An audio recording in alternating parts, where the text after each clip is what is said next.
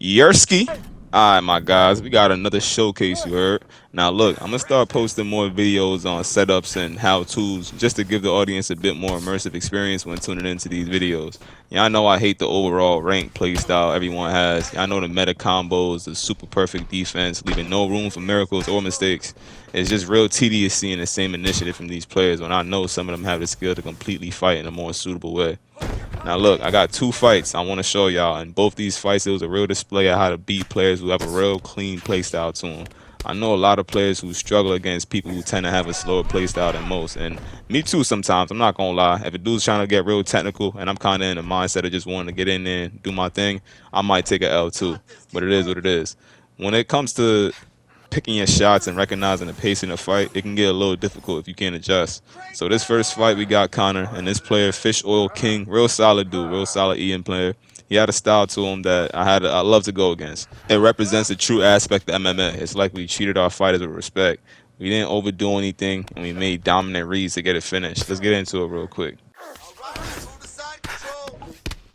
So we about 3 minutes into the first round, and not much happened so far except for a few honest trades on both sides. Again, he took things real slow, and the whole adjustment here was to his pace.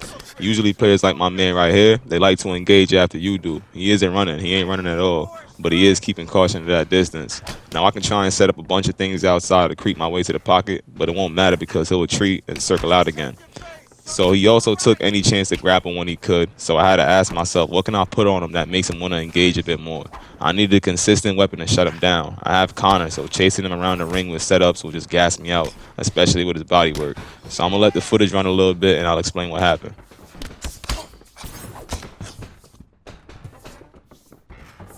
We need to get a takedown to win the round.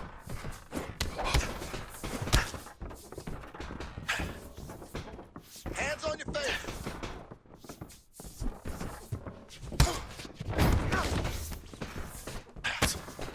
More of that. Let's go. That was a great shot.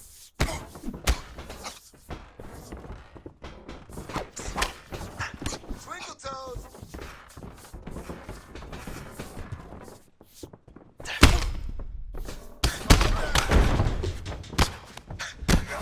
Alright, so we get a nice roundhouse off when we manage to drop him. Him being so reactive outside, it tells me he's trying to block everything coming his way, or majority of the shots coming his way. The true way to shut this man down is to speed things up, but I want to show y'all how to get W's without spamming, block breaking, or worse, retreating just like him.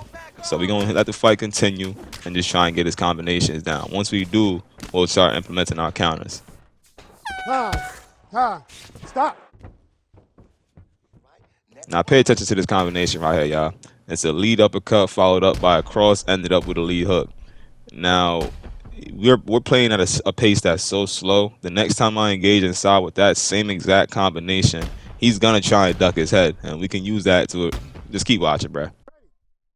So round two, we took the first round for sure with that knockdown, and now I just want to play heavily with the footsies.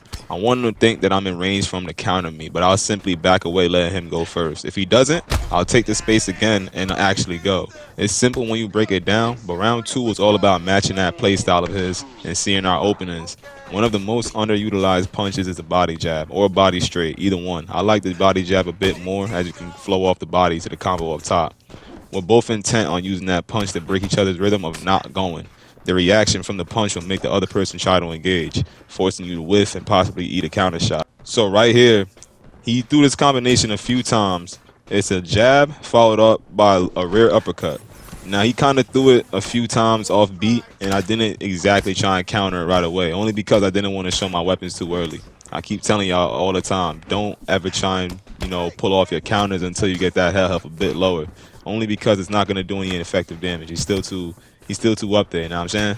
So we're still trying to break him down, and we saw the combination. It's the jab followed up by that rear uppercut. He loves it. He usually throws that in southpaw. Now, just being a boxer, you can counter that combination. You simply just have to throw the lead hook before that uppercut reaches your face. The game being the game, it might not work, but it should. So I took a risk, and we got it paid off. So let's keep watching. And we're using that body straight as best as we can. We're just going to try and keep backing him up to that fence and keep behind them black lines, because that's going to be better for me, because now you can't really guess when I'm going to go and stop. it's easier to tell inside the middle, but behind them black lines, yeah, I ain't gonna lie, shit get tricky. So we're using these feints as best we could. We're trying to stay out of range, not to feint and have him strike off to the body. Right there, we get a nice 1-2. So boom, another body straight. We're just keeping that punch on him. Now, as we keep that punch on him, we're baiting out that same combination that he likes to throw, which is a jab followed up by a rear uppercut. He'll assume that I'm gonna go down for the lead, for that body straight, and try and throw that combination. Nice, Enzo, nice.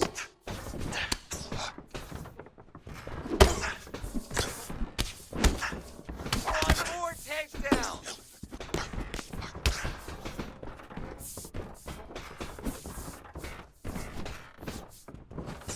Nice shot.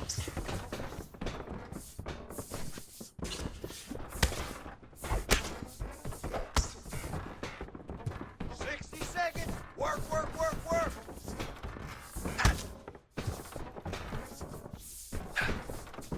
It's there. Takedown.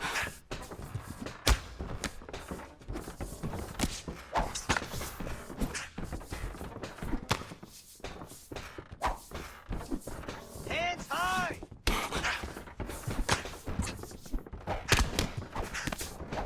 That's it.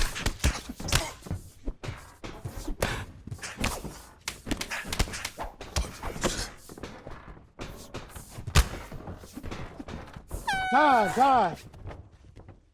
Ready. All right, so round 3 comes along, and right now I'm just trying to remember all the weapons that I used earlier in the fight to drop him. I remember that roundhouse dropped him on the outside because he's trying to be so reactive to everything that's coming his way, even in the later rounds when his head health is kind of getting low, which ain't too good. So we try to get a nice pull-on-pull right there. We attack the body.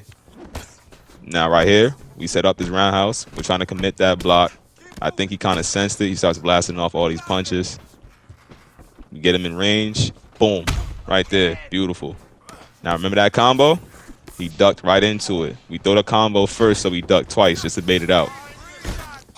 Now remember, he likes to throw that combination against that cage. And look what happens. A beautiful counter to that. The lead hook beats the uppercut. He blocked low. Ended up getting finished and dropped. Good fight. Solid player, bro. Solid player. We ain't even got the rage quit. Shout out him, though. Shout out him. So second fight, we in the flyweight division, women's flyweight division. We got GRASSO right here. I'm not gonna lie, he was going up against a pretty decent BLANCHFIELD. Definitely knew what she was doing.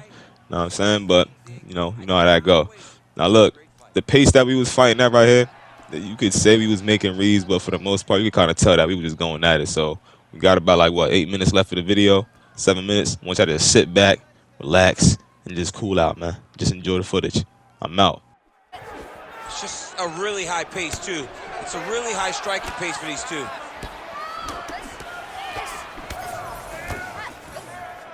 Able to block the punch there. Nice. Nice punch to the head. Oh, big stick up top. That's another one.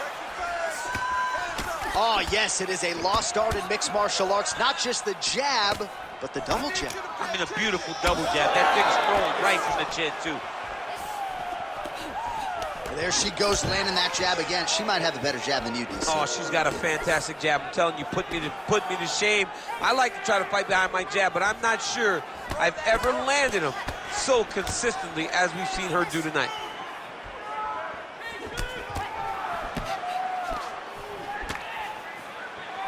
Oh, I like that kick by her. That one snuck in. Nice strike. Well, she has had that jab in her opponent's face from the opening horn here tonight, continuing to work everything in her striking game off of that jab. You see those numbers, bottom of your screen. Pretty heady stuff when it comes to her stand-up game, especially here tonight. 26 total strikes have landed for GRASSO.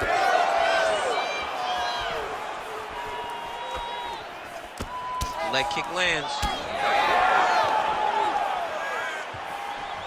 Oh, big hook, that'll sting. Punch followed by a right, nice 1-2 there by GRASSO. Oh, lands another uppercut there. Here tonight, that might have been the biggest of the bunch. That was the best one because you see her opponent start to stagger back a little bit. She didn't see that one. Right. She expected right hand coming straight, so she slipped and ducked her head a little bit. Unfortunately, she ducked her head right into a beautiful uppercut.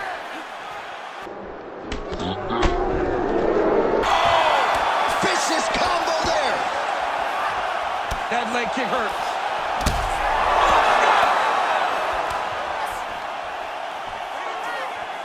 Really nice job blocking that shot. All right, so some adversity for her here. Looks like she has been opened up around that eye.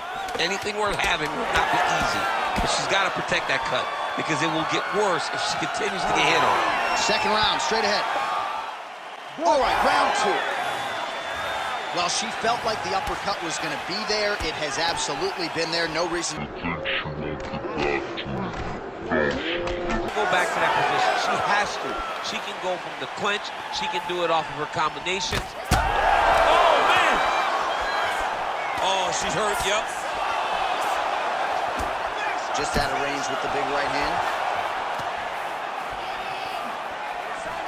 Oh, beautiful straight right hand. All right, so not exactly the kind of fight or approach we expected to see out of this decorated Brazilian Jiu-Jitsu practitioner. Perhaps this will be the round in which she attempts to take it. Well, you hope to see it, right? Because everything else builds off of her strongest strength. She's so good at grappling, she's so good on the ground that she has to shoot takedowns. If she becomes one-dimensional, she's not nearly as difficult a puzzle to crack. And right now you can see that that's the case. Defense held up there as she blocks that shot. All right, so you know the book on her. Outstanding submissions, very good with her takedown attempts. We haven't even seen one, though, yet tonight. She better pivot. She better pivot and go in the opposite direction. Otherwise, she's going to find herself on the wrong end of these strikes. She has to make sure she gets this fight to the floor.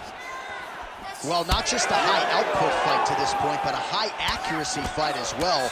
Both fighters have absorbed a lot of damage thus far. These two women have both fought so valiantly.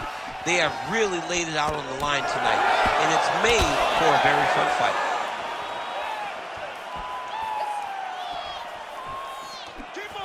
Just over 2 minutes to go in the round. Well-placed kick there by Grasso. Well, DC, I know you're high on this fighter, but she is fading fast. She got stunned earlier in the round and physically just hasn't responded well since. She has not responded to adversity. You have to understand, as a fighter, everything will not go according to plan. She has not done well in building back to where she was before she got hurt so bad early in the round. How good a job does she do? Oh, big left hand!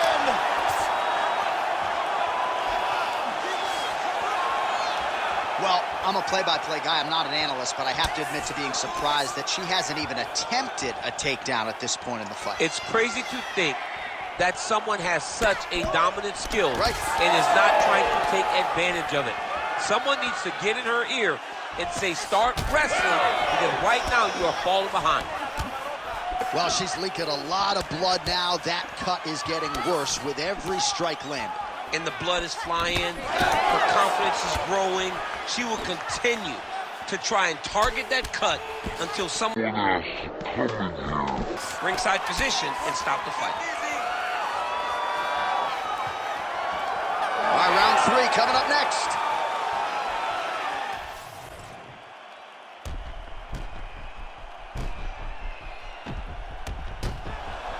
All right, so there's the horn. The round is over, and we've got more fighting. It looked like maybe we'd get a finish there after she landed upstairs. Well, she was excited. She thought it was done.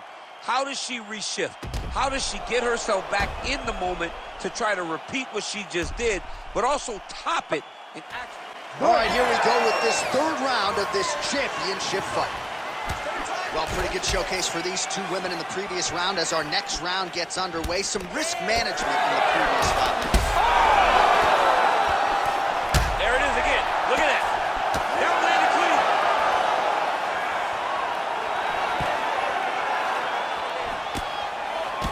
Well, seemingly, even when she gets her hands up, a lot of these strikes are getting through, and looks like some swelling on her head area now. I mean, swelling on her head.